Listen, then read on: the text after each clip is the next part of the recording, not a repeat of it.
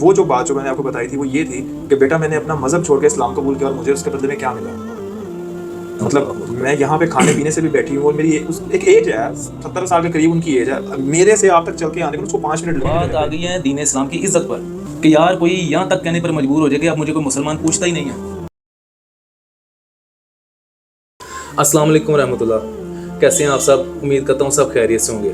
جیسا کہ ہم آپ کو بتا چکے ہیں کہ ہم ایک ایسی تحریک چلا رہے ہیں کہ جس میں ہم سفید پوش لوگوں کو جو 2 وقت کا کھانا بھی افورڈ نہیں کر سکتے, جو کھانے پینے سے بھی تنگ ہیں, ان لوگوں کو ہم کھانا پہنچاتے ہیں. تو ہمارے ٹیم ممبرز نے لوگوں کو بتایا ہوتا کہ اگر کوئی سفید پوش گھر ایسا ہو جو واقعی 2 ٹائم کے کھانے سے بھی تنگ ہے تو ہم کو ضرور بتائیں تاکہ ہم ان کی مدد کو پہنچ سکیں. ذیشان بھائی میرے ساتھ موجود ہیں.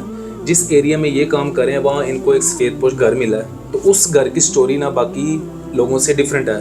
بہت سے لوگ ہمارے پاس آتے ہیں, بہت سے لوگوں کا ہمیں پتہ چلتا ہے جن کی ڈیفرنٹ سٹوری ہوتی ہے, کسی کی کوئی مجبوری, کسی کی کوئی, لیکن یہ ایک ایسا گھر ہے کہ ہم چاہتے ہیں کہ اس کی سٹوری ہم آپ کو بھی بتائیں. تو ذیشان بھائی نے وہ گھر ایڈ کیا تھا, اس گھر والوں سے ذیشان بھائی کی ہی بات چیت ہوئی ہے. تو میں چاہوں گا وہ سٹوری آپ ذیشان بھائی کے ہی زبانی سنیں, تو بہتر انداز میں یہی بتا سکتے ہیں.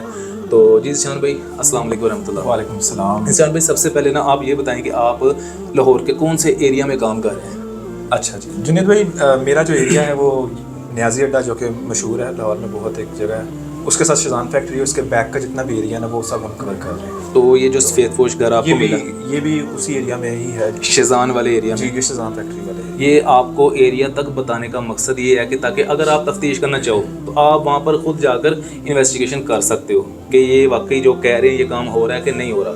اب ذیشان بھائی جو اس گھر کی سٹوری آپ بتا رہے تھے, آپ نے یہاں تک بتایا تھا کہ آپ کو وہ باتیں سن کر نا اس عورت کی آپ کی ٹانگیں کانپنے لگ پڑی, ایسی ان کی سٹوری تھی.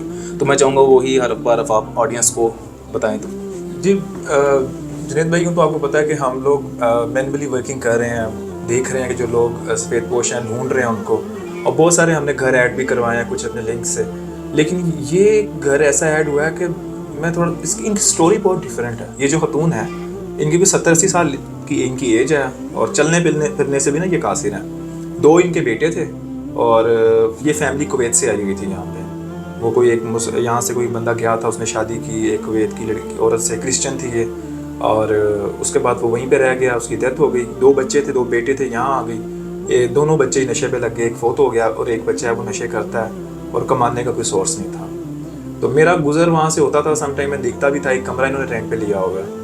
تو میں نے پھر آگے بڑھ کے ان سے بات کی کہ اگر آپ, کیونکہ آپ کو پتہ ہے کہ پہلے پوچھنا ہوتا ہے, پوچھا میں نے کہ آپ کھانا وغیرہ, میں نے اپنا بتایا کہ اس طرح سے ہم کر رہے ہیں, تو اگر آپ الاؤ کریں تو میں پھر آپ کو کھانا دے دیا کروں اس طرح سے. تو انہوں نے مجھے بتایا کہ بیٹا میں نے اسلام ایکسیپٹ کیا تھا, کرسچن سے مسلمان ہوئی تھی, مجھے میرے گھر والوں نے بھی چھوڑ دیا جو کہ کرسچنس تھے. ظاہری سی بات ہے اس کے بہن بھائی کہ تو نے اسلام قبول کیا, اور اس وجہ سے مجھے پاکستان آنا پڑا. اور جب پاکستان آئی تو میرے ہسبینڈ کا کام وہاں تھا, ہسبینڈ میرا فوت ہو گیا وہاں پہ. بچے میرے یہاں پہ جو نشے پہ لگ گئے اور وہ کماتے نہیں تھے, ایک بیٹا فوت ہو گیا اور ایک اس قابل نہیں ہے کہ وہ کمائے. تو بیٹا میں نے وہ جو بات جو میں نے آپ کو بتائی تھی وہ یہ تھی کہ بیٹا میں نے اپنا مذہب چھوڑ کے اسلام قبول کیا اور مجھے اس کے بدلے میں کیا ملا. مطلب میں یہاں پہ کھانے پینے سے بھی بیٹھی ہوں, اور میری ایک ایج ہے 70 سال کے قریب ان کی ایج ہے. میرے سے آپ تک چل کے آنے کو اس کو 5 منٹ لگیں گے جنید بھائی, اتنی وہ ضعیف ہو رہا ہے. تو یہ بات جب میں نے سنی تو میں نے کہا آپ بے فکر رہیں, ہم اللہ اور اللہ کے رسول کے لیے ان کے بتائے ہوئے جو صحابہ کرام کے جو اہل بیت کے, ہم انہیں اسی راستے پہ ہم یہ کام کرنے کی کوشش کر رہے ہیں. تو آپ کھانے کی بے فکر نہیں, اللہ کی مدد آپ کو آ گئی ہے. اللہ نے ہمیں شاید اس لیے چنا ہوا ہے کہ ہم کوشش کر رہے ہیں. تو میں نے آپ کو پھر فون کیا تھا, آپ کو میں نے ساری ڈیٹیل بتائی, اور یہی تھا کہ سب سے پہلے یہ بڑا مطلب ایک تھا. پھر اس کے بعد کھانے وغیرہ کا بھی ان کا سیٹ اپ لگا دیا, اور وہ الحمدللہ جو ہماری تحریک کام کر رہی ہے, طریقہ خدمت اسلام, اب ان کو کھانا مل رہا ہے اور بڑا خوش ہیں وہ. ایٹ لیسٹ ان کی یہ ٹینشن ختم ہوگی, جو کھانا کھانے والی تھی وہ ان کو مل رہی ہے, طریق پرووائڈ کر رہی ہے ان کو. ہاں وہ میں نے ان کو.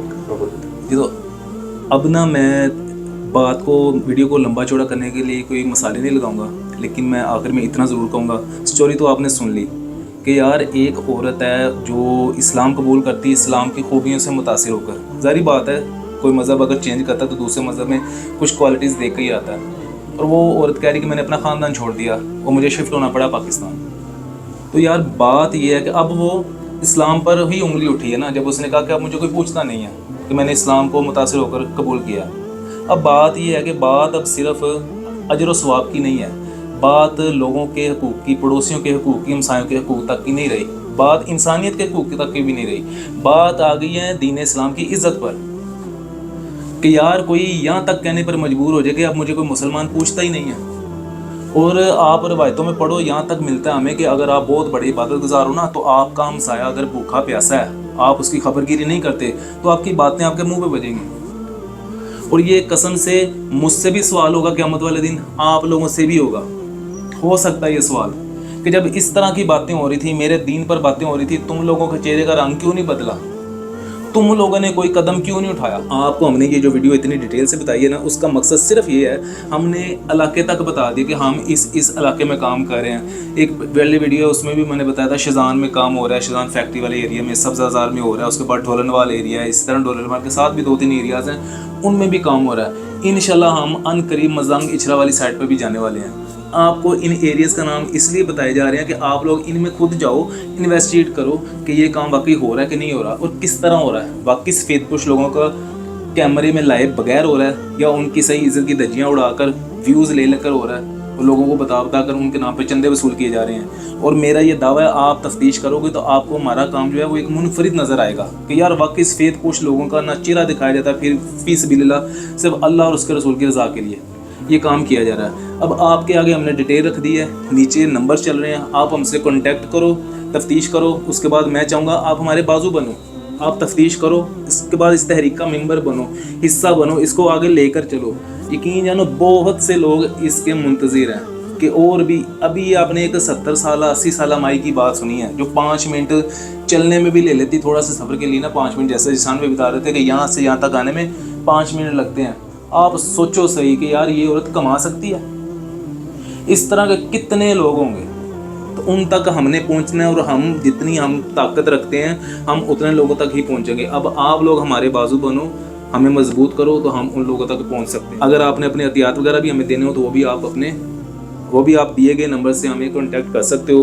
बाकी अगर आप हमारा हिस्सा बनना चाहते हो, हमारे टीम मेंबर बनना चाहते हो, हमारे साथ काम करना चाहते हो, तब भी आप हमसे रब्ता कर सकते हैं। आपका दिए गए कीमती वक्त का बहुत बहुत शुक्रिया।